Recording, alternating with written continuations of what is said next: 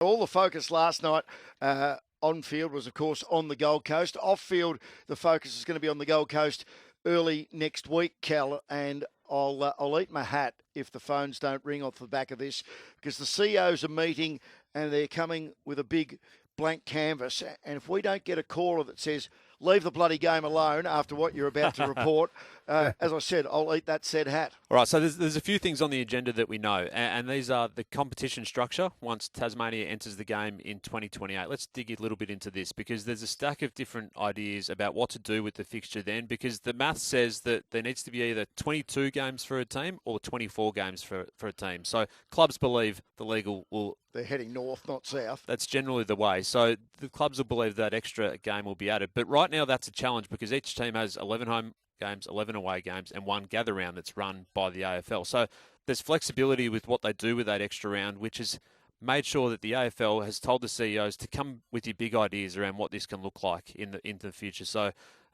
there's a number of options here. One of them is do your 18 games, then play each other once, then a block of consolidated in-play tournaments, either at the end of the season or maybe even a break during the middle of the season. Do a 3 or 4 week tournament. Like what the NBA have done for the last two seasons? Exactly right. And then at the end of the year, still work through the wildcard program. So there's been discussions about if that extra game sees the AFL take a similar model to the NRL for Magic Round, where the NRL basically buys some home games off clubs in that period to stage them in Brisbane, that round. So there's different views on that. And if you are adding an extra game, is the rubber band being stretched too far, and should game time be reduced? So that's going to be on the agenda as well. So clubs are coming prepared with all their different things there. There are going to be some radical things that are going to get raised this week. I've absolutely no doubt about that, particularly in the structure of the fixture and changing the status quo with that. I expect an official push for a rivalry round to be back on the agenda. So if there was 18 games all playing each other once, then a gather round, then a rivalry round, then a couple of other rounds for the extra selections there. So that would be part of it. And would that appease that home and away split? The in-play tournament has a variety of options, as we spoke about. So this is going to be a big part of the structure of the Monday and Tuesday summit. We hear the CEOs... So just isolating the in-play tournament... Yep. And 133693 for Nick Theodosi, Prestige Cars. Your thoughts, listeners, on what Cal is reporting and what's going to be discussed at the CEO's meeting on the Gold Coast this week. Are we talking another piece of silverware or just a massive financial boost or prize money for the winner? I think the discussion will be, is there a secondary cup that can be won during the season? Because there aren't too many things that get celebrated and won during the AFL season, is it? There's one. Bring back the night series on a Tuesday night, Lee. You love those Tuesday nights out at Waverley. It's like going back in time when you think about having another competition. When I hear all these things, they're all kind of potentially good ideas. But one of the things that hits me all the time, every time I go to the footy, I thought this game is so physically demanding on the individual, on the players. We know that they're all the rules and regulations to have less stoppages, more movement, and it seems like we've got a bit of an injury epidemic to me.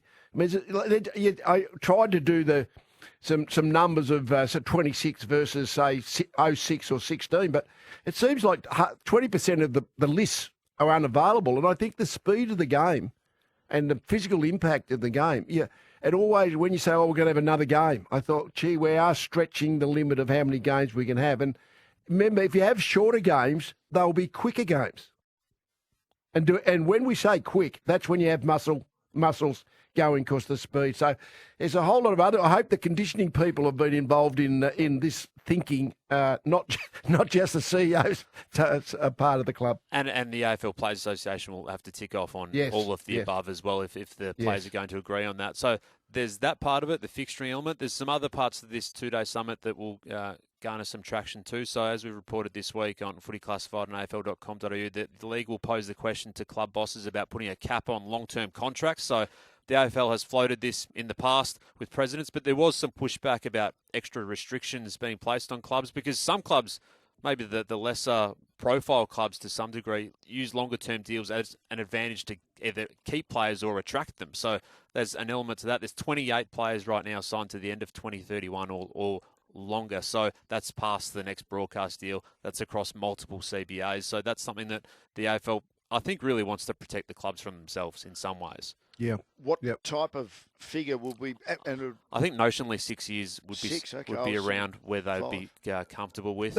The Players Association would likely not to want any kind of regulations or on that kind of space, wouldn't they? They just think let the clubs and the players work it out. Well, I spoke to James Gallagher, the Players Association boss, in February. He told me he just couldn't see anything like that happening. They'd need something pretty good in return to be able to tick that off. Whether the AFL said you can change free agency to 6 years instead of 8, whether that would be something that would move them at all. The other thing, guys, that I'm expecting the AFL to speak to clubs about is the conversation about the game. So the league wasn't happy with Damien Hardwick's comments last week, and he got a talking to from Greg Swan earlier in the week. A couple of days later, Jai Simpkin calls the AFL and MRO laughable and gets a formal warning and gets told to take down his Instagram post. So I believe the AFL is going to tell the clubs it's had enough of the commentary around umpiring and the tribunal, and I wouldn't be surprised if we add some real strictness to what can and can't be said, and that clubs are warned to tell your people, tell your players, tell your staff, tell your coaches, this is not going to wash any longer.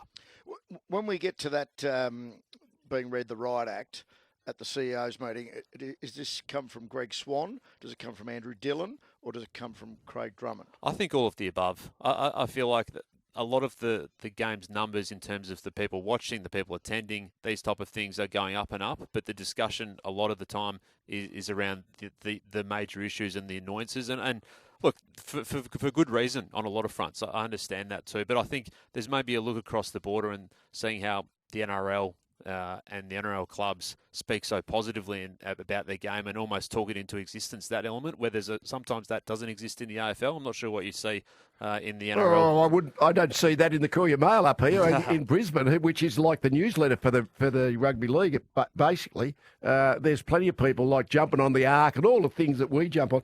It's interesting, the umpire to encourage umpire recruitment by people in the game not being critical of umpiring, I think, is an important principle.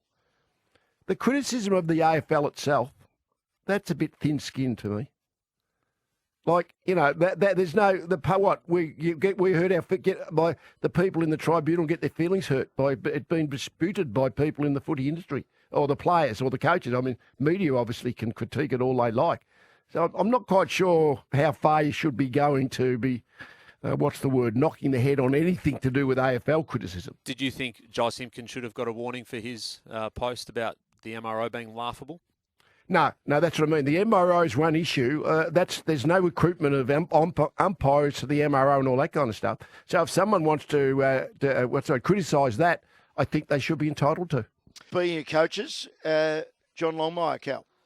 Yeah, I mean, John Longmire is a man in demand, and he's also got to make a decision on what he wants to do. And my belief is that John Longmire has his sights on this Tasmania inaugural coaching role, and the Devils are getting to their next stage of their coaching process. So I think where it sits now is that it looks likely to come down to him and Ken Hinkley. They're the favourites out of the blocks, Beaver. Let's have a listen to John Longmire during the week talking regarding the Tasmanian coaching position on AFL 360.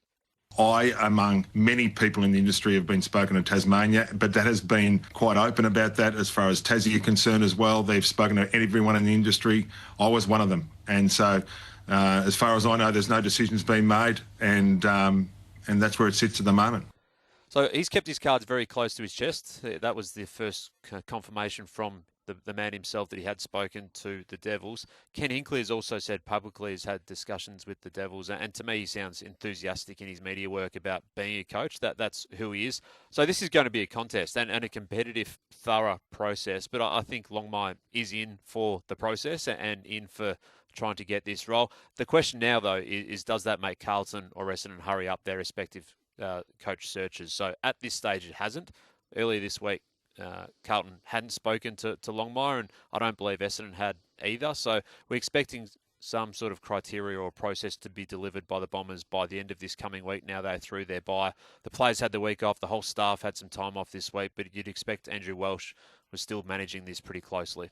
If you were 25 years younger, Leigh, which of the three jobs would attract you the most? Funny, I went to Brisbane 25 years ago. Essentially, Andrew Ireland was CEO. I knew Andrew Ireland. I trusted Andrew Ireland. So I went to, when I was asked to go to Brisbane, I decided to do it. But the Andrew Ireland being in charge was critical to me. I know Graham Wright, for instance. So the Carlton, I know him, and I know he's a good operator. So the Carlton job probably would appeal to you more if you're 25 years younger and looking to coach against it. I mean, Essendon at the bottom of the hoop at the moment. Not a bad time to take over a club because there's only up's the only way to go. I must admit, I look at the Tasmania job and I thought, like, the chances of actually going to a formation club and being the formation coach and surviving long enough to take that coach to top of the ladder or potentially a premiership, I think that would look, to me, really pie in the sky. So the Giants made a preliminary final in their 5th year. So that was their preliminary final loss to the Western Bulldogs. Some would say they were the best team off that home and away season. They just crunched the Swans 2 weeks earlier in the qualifying final. But we saw Leon Cameron take over the reins by then. Of course, that handover with Kevin Sheedy. In my view... Adelaide Crows made a preliminary final in their 3rd year. There you go. Yep. So different year was that, though, in terms of how they put their list together like 30 years ago than today, yeah. In my view, the Tassie Devils list concessions are much stronger than what we saw Gold Coast and the Giants get as well. So if they get it right, I think there is some opportunity for them. But as you say, Leigh, it's still a level of uncertainty there about making sure these picks all land and getting the players and across. that point I was making about the person in charge, I mean, like all of us, got a lot of time for Brendan Gale. So if ever there's a CEO you'd want to put your hat in the ring with, he's one. 16 minutes to 1 on the White Glove Mover clock. It is time for the lethal injection. Oh, the post is broken. Matthews hit it. The lethal Oh, talk about a He-Man. injection. I thought it just interests me, just the changing nature of the ruck roll. Like, we've always thought of the ruckman as he does the hit-outs and he might take marks around the ground. Now, there was a game, and this is happening all the time. The 3 big names, I reckon, now are Gawn, Grundy, and, of course, Luke Jackson. And even Max Gawn, big, terrific in the air. The other week, he had about 25 disposals, had 2 marks. In other words, they're getting a lot of ground-level touches. And Brodie Grundy, of course, big, strong, in and under midfielder, who is the same. Doesn't take many marks, okay in the hit-outs, but gets after the ball at ground level. And, watching Luke Jackson, who's only a 24-year-old, early in the journey for a big guy, like what he's doing for Freo at the moment, like he is like your big, tall, hard-running midfielder who can push forward, take an overhead mark and kick a goal. But he's not taking a whole lot of marks either. Like on Thursday night, he was outstanding. He had almost 30 touches, kicked 3 goals, had 9 tackles, 25 hit-outs, but only took 5 marks. Basically, they are becoming part of the midfield ball getting at ground level, not just doing the aerial stuff that ruckmen have conventionally done. And it is interesting. I mean, now that there's a 23-man All-Australian team, I suspect 2 of those 3 will get into the All-Australian team. But not all 3, I wouldn't have thought. I wouldn't have thought they're going to have Gawn, Grundy and Jackson in any 23-man team. But it is really an interesting time to me to see the ground level work that these ruckmen are doing, as opposed to the aerial stuff, which we think is their, is their bottom line. So it's and maybe there seems to be there's less stoppages, but less congestion around stoppages. So therefore, the movement, the ruckman who can get a bit of movement at ground level just helps so much.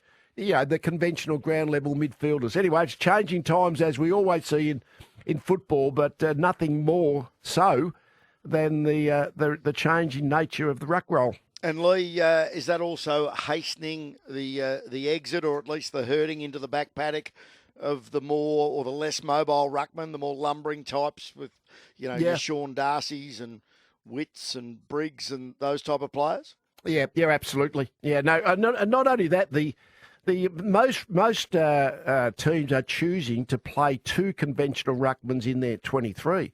I mean, Geelong tend to they've got Bitch Edwards, who's a young one, and then you got Blitzarv, and then you got De Koning. But because still the aerial part of it, like the hit-out part of it, if you get demolished in the hit-out part of the game and get dominated in there, that really affects your ground-level clearances badly. So it is interesting. If you haven't got a really good one who can do it for 80% of the game, you've got to have 2 average ones who probably do 50-50. So it's an interesting and a changing role. Leigh, you say 2 of those 3 top liners would be in the All-Australian team at the moment. The next follow-up question is, who would be your 2? right now? I would probably think, and what he does on his good games, Jackson just, almost makes the difference in games. So I'd go Jackson first, I would have thought. And I'd probably go Grundy second. Okay. And maybe Max Gawn third at this point of time, the way I look at it. Yep.